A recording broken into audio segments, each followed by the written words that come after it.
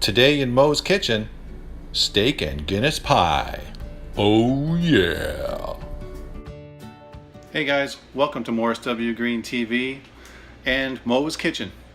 Today is July 4th and today is my birthday. I'm 51 years old and 51 years young. And I've decided to cook my own dinner today, and I am going to cook myself and my family for the very first time steak and Guinness pie. And I hope you enjoy it. So let's go over the ingredients for the steak and Guinness pie. First we need some leftover steak, which I have from the other day. I barbecued some steaks. I've got some mushrooms here, some carrots, some celery, a little bit of thyme, some onion, salt and pepper, flour, and of course a little OXO cube. I'm going to mix in some water and a can of Guinness. Let's get started.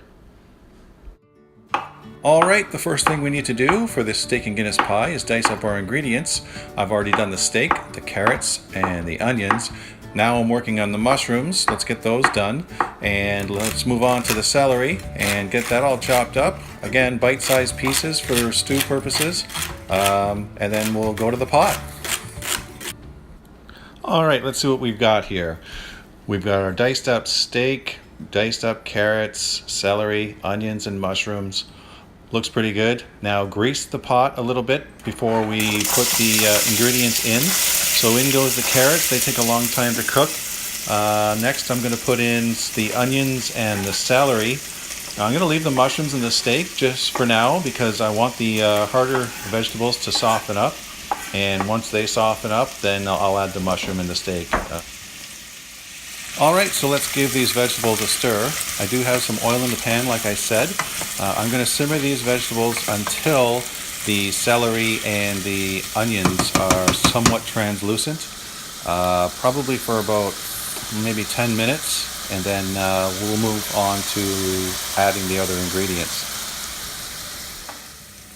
Alright, these vegetables have been simmering on a medium heat for about 10 to 12 minutes, and the celery and onions are somewhat translucent. So let's add our steak and our mushrooms and our thyme for seasoning.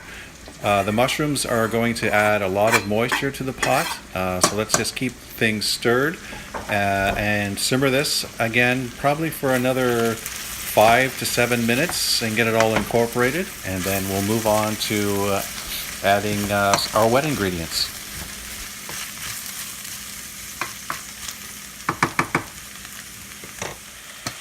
Alright guys, these ingredients have been simmering on the stove top over a medium heat for about 5 to 6 minutes.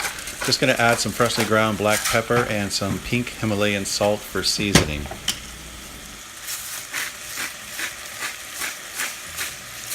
Alright, so these ingredients have been simmering for another 2 or 3 minutes, and what we're going to do right now is create a roux.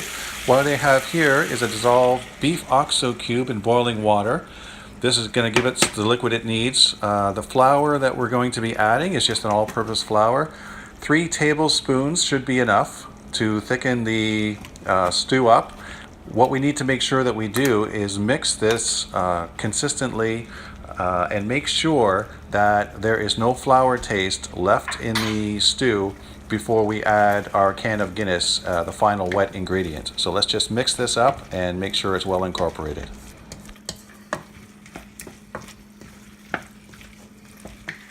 Alright, so it's been about 3 minutes and our flour and beef OXO mixture is fully incorporated into the stew. It's thickened up quite nicely. What I'm doing now is adding the last wet ingredient, which is of course a can of Guinness. Thought I'd never do that. Pouring a can of Guinness into a pot is not sitting well with me because Guinness is my all-time favorite beer, and pouring it into a pot is not something I want to pour it into. I want to pour it into my mouth and down my throat. I love Guinness, and but that said, the smells coming out of this pot are fantastic right now, so I hope that this tastes good as it smells. Alright, so now what I'm doing is mixing an egg and a little bit of water together, and this mixture is going to go over the puff pastry. I'm going to rub it on the puff pastry, and when I put it in the oven, it's going to turn that puff pastry golden brown, and it's going to look pretty good coming out of the oven. At least I hope it's going to look good coming out of the oven. All right, so let's get these ingredients into the ramekins. It's been on low for the last 5 or so minutes, just keeping it warm. It is ready to eat, but I had to get the puff pastry out of the fridge and just let it come to somewhat of a room temperature so I can work with it. So let's get it on there. All right, so here we have our puff pastry. It's been coming up to room temperature. It is still chilled, and you need it a little bit chilled so you can work with it properly, but not too warm. It'll tear, so let's just cut it into approximate size here and get it onto the ramekins. All right, let's get this pastry onto the ramekins. As you can see here, mine are a little bit high for the amount of ingredients I have inside. Unfortunately, I don't have anything shallower, and it's a first-time recipe, so I didn't want to go out and buy some new ones. If you have shallower ones, they will work better for you. The pastry will puff up in the oven, and it will look fine, and it'll taste fine, but ideally you want a shallower ramekin. All right, so let's get the egg wash onto the surface of the puff pastry.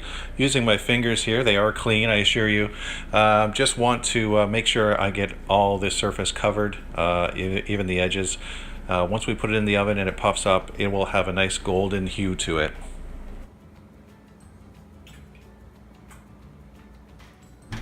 All right, so let's get the steak and Guinness pie into the oven, and I did preheat the oven to 350 degrees Fahrenheit, which is about 175 Celsius. Setting a timer here for 20 minutes. And through the magic of YouTube, this steak and Guinness pie is done. Let's see what it looks like. Not too bad. Oh, one of them fell in a little bit. That's okay. That's because my ramekins were a little bit too high, like I said earlier. But it all tastes the same going down, so not a total disaster. Well, they look good and they smell even better. We're going to sit down now as a family and eat this meal, and when we're done, I'll come back and let you know what I thought. All right, guys, we had the sit-down meal with the steak and Guinness pie. I've got some leftovers from my daughter that she didn't finish.